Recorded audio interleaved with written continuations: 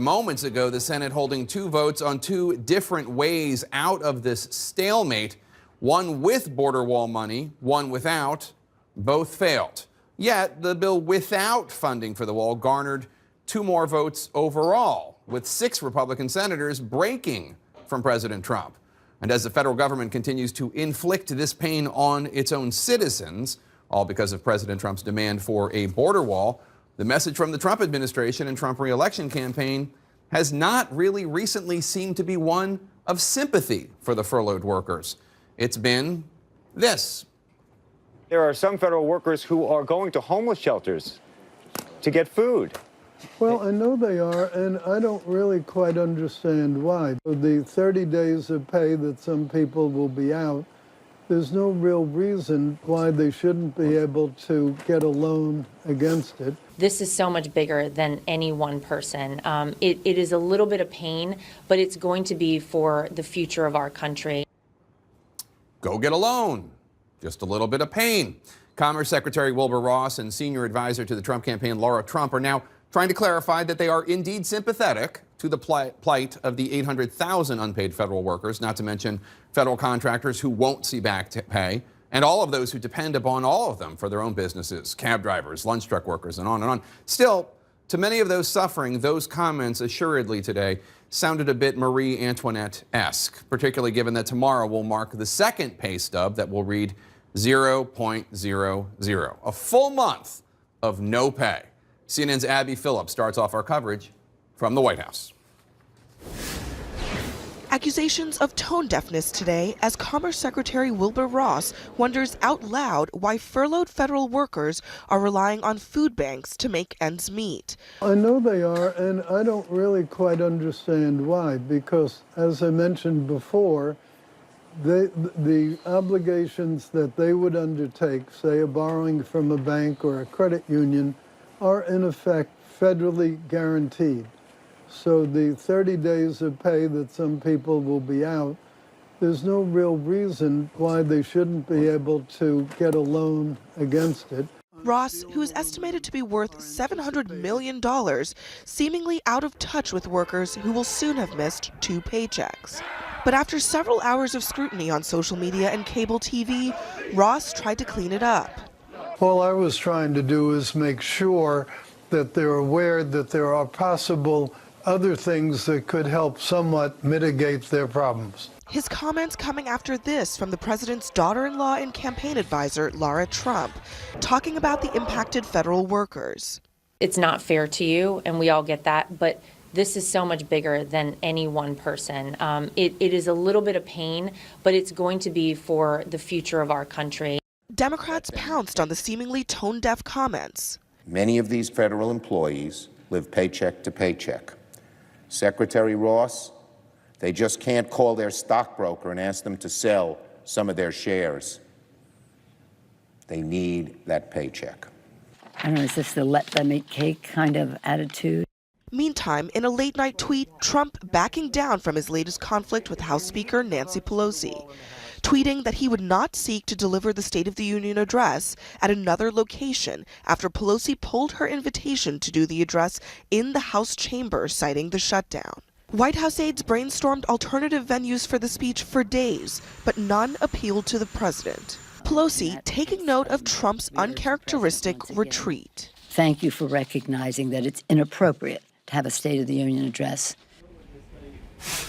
Now that both Senate proposals have failed on the Senate floor, there are some signs that talks may be resuming. Senator Chuck Schumer, the minority leader in the Senate, just walked into Mitch McConnell's office on the Hill to talk about the path forward. And we are learning that White House aides are considering convening yet another meeting of what they're calling the Gang of Eight here, the leaders on both sides in the House and the Senate, Democrats and Republicans, to come back to the White House. That might be their first meeting in over 2 weeks since President Trump had that infamous Situation Room meeting that he stormed out of. Jake. Yeah, it's incredible. They haven't even spoken, the Democratic leaders, with the president in more than 2 weeks. Abby Phillip, thank you so much. I want to play another part.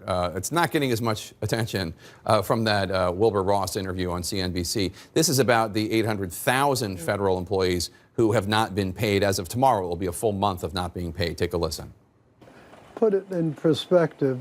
you're talking about 800,000 workers. And while I feel sorry for the individuals that have hardship cases, 800,000 workers, if they never got their pay, which is not the case, they will eventually get it. But if they never got it, you're talking about 1/3% on our GDP.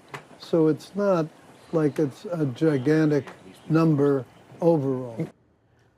So you're a Republican pollster. You provide message points and talking advice. That's not involved with that. That's not me. No, I'm not holding you responsible.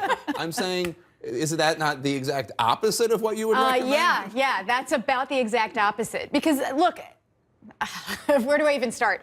First of all, talking about this in terms of GDP is the wrong approach, because just, I believe, yesterday, you had Kevin Hassett, one of the president's chief economic advisors, say we might actually have 0% GDP growth for this quarter because of the shutdown. So that's number one. Number two, 800,000 workers not getting paid for a month.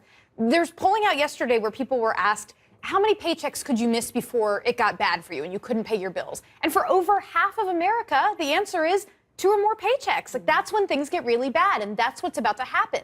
This is not just about GDP, although that story is going to be ugly on its own. This is absolutely not the way to talk about what this shutdown is about. In fact, let me just put up that poll that you just referred to. It's from Fox News, and it shows that 54% of the American people say that they can't miss any 1 or 2 paychecks, and that's where these 800,000 workers are. Chuck Schumer seized on the comments of Wilbur Ross. Not surprisingly, David, take a listen. Those comments are appalling and reveal the administration's callous indifference towards the federal workers it is treating as pawns. Secretary Ross's comments are the 21st century equivalent of let them eat cake. So the president's been pretty good about staying on his message, which is this is about national security, this is about national security. He hasn't really expressed sympathy for the workers, but he has stayed on the message. But I got to believe that you are not a big fan of Wilbur Ross's comments. That's insensitive and just not. And he went back out and tried to clean it up. Look, everyone around this table has worked for people or been in situations where their boss has gone out and said something they need to walk back. You need to walk that back. Look, what is being overlooked, I think, though, is a vote that took place in the House yesterday where on a rule, right, if you're in the minority, there's not many ways you can bring things up. But the Republicans put forth a bill yesterday under a rule where the government wouldn't reopen, but all the federal workers would receive their paycheck for January.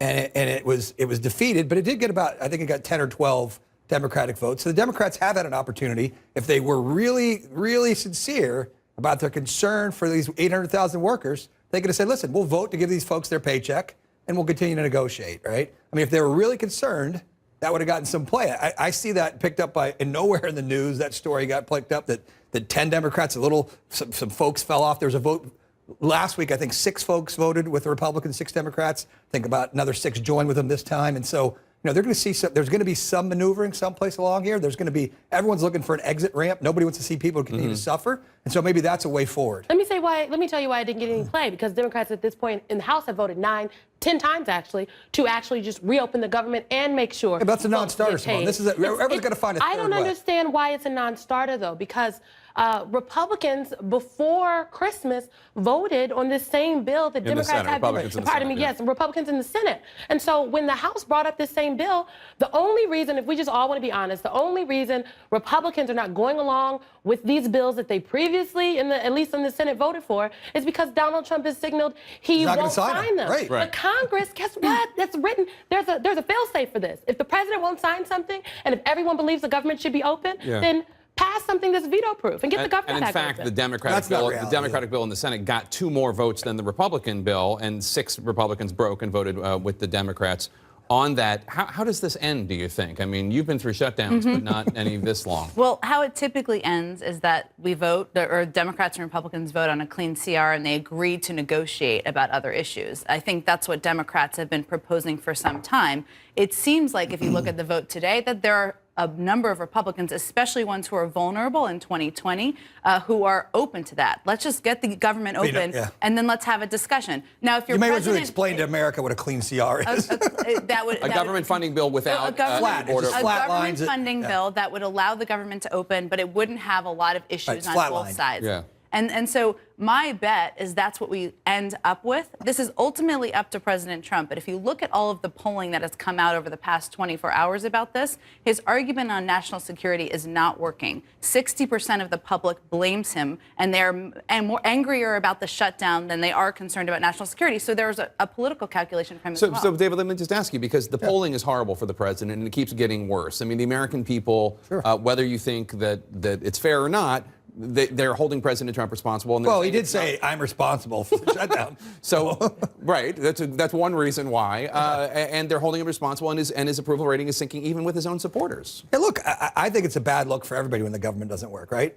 People in America send people to Washington to work, right? This government should function. That's what you're sent here to do. Sent here to negotiate. Legislators are to legislate. The executive branch is to lead. And that's all missing right now. So it's a bad look for everybody. The government needs to reopen. The president needs to come to the middle. The speaker needs to move to the middle and need to figure this out.